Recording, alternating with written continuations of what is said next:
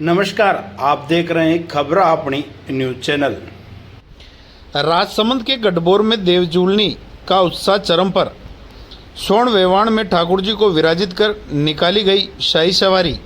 प्रदेश का सबसे दूसरा बड़ा मेला है गढ़बोर का देवजूलनी मेला।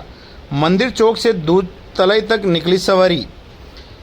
झील के पानी में झूला झूलाने के बाद मंदिर में खुलते हैं आरती के दर्शन।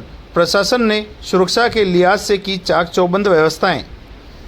देवजूलनी एकादशी के मौके पर प्रदेश में लगने वाले प्रमुख मेलों में दूसरे नंबर का शुमार मेला राजसमंद के गढ़बोर स्थित चारभुजानाथ का जलजूलनी मेला है। आज इस मेले को लेकर श्रद्धालुओं में जोरदार उत्साह बना हुआ था। कल सुबह से ही गुजरात, मध्य प्रदेश, महाराष्ट्र, राजस्थान भर के श्रद्धालु पहुंचने का क्रम जारी था। आज नियत समय पर ठाकुर जी को स्वर्ण वेवाण में विराजित कर विधि विधान पूर्वक लावा लश्कर के साथ हाथी, घोड़े, ऊंट और झांकियों के साथ शाही सवारी रवाना हुई। शाही सवारी मंदिर से दूध तलाई के लिए रवाना हुई, जहां मार्ग में हजारों की संख्या में मौजूद श्रद्धालुओं ने ठाकुर जी का पुष्प व गुलाल उड़ाकर स्वागत किया। दूध तलाई पहुंचने के बाद वहां नियमानुसार ठाकुर जी को स्नान करवाया गया व अमल का भोग लगाया गया, जहां मंदिर के पुजारी और पंडितों ने ठाकुर जी को झील की परिक्रमा करवाई। इस मौके पर वहां मौजूद श्रद्धालुओं ने ठाकुर जी पर जल उछालकर उनका अभिनंदन किया। इस आयोजन के दौरान ठाकुर जी को जल में झुलाया जाता है। इसी कारण से इस दिन को देवजूलनी या जलजूलनी एकादशी भी कहा जाता है।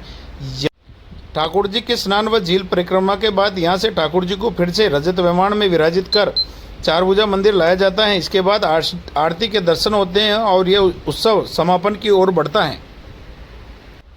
शनिवार को जलजूलनी एकादशी पर हजारों की संख्या में श्रद्धालु ठाकुर जी चारभुजानाथ के दर्शनों के लिए पहुंचे थे। प्रभु श्री चारभुजानाथ का मंदिर लगभग 5500 वर्षों पुराना है और इस मंदिर की स्थापना जब पांडव अज्ञातवास में थे उस समय आपकी स्थापना करके हिमालय में जाने के बाद में अपना तन त्याग दिया था। उसी दिन से, जिस दिन से पांडवों ने इस मंदिर की स्थापना की है, उसी दिन से ये जलजूलनी और फागोत्सव का मेला, साल में 2 बड़े मेले आते हैं। जलजूलनी का मेला भाद्रपद सुदी एकादशी को हमारे सभी पुजारी परिवार और बाहर से जो मध्य प्रदेश, महाराष्ट्र, गुजरात और कई राज्यों से हमारे बीच में श्रद्धालु जो कई सालों से लगभग 35, 40, 50 सालों से पैदल यात्रा के रूप में आ रहे हैं, वो ठाकुर जी के इस जलजूलनी एकादशी पर बहुत ही अच्छे भाव से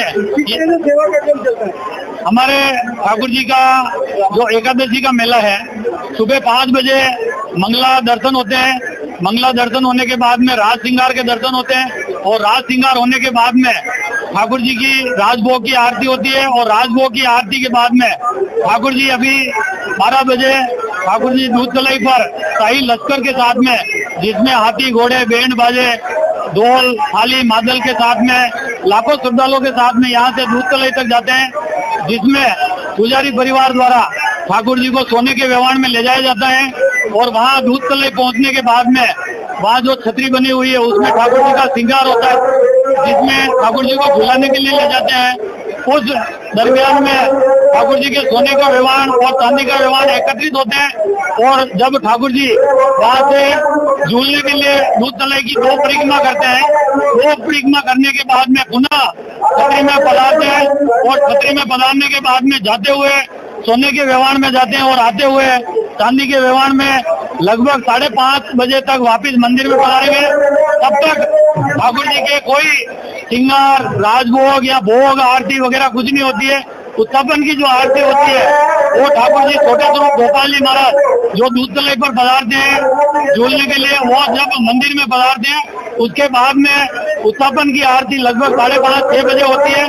उसके बाद में संध्या आरती जो बड़ी आरती कहते हैं 7 बजे वो आरती होगी। उसके बाद में दर्शन बंद होंगे और दर्शन आपके अपने चैनल खबरा आपने को सब्सक्राइब करें, वीडियो को लाइक व शेयर करें।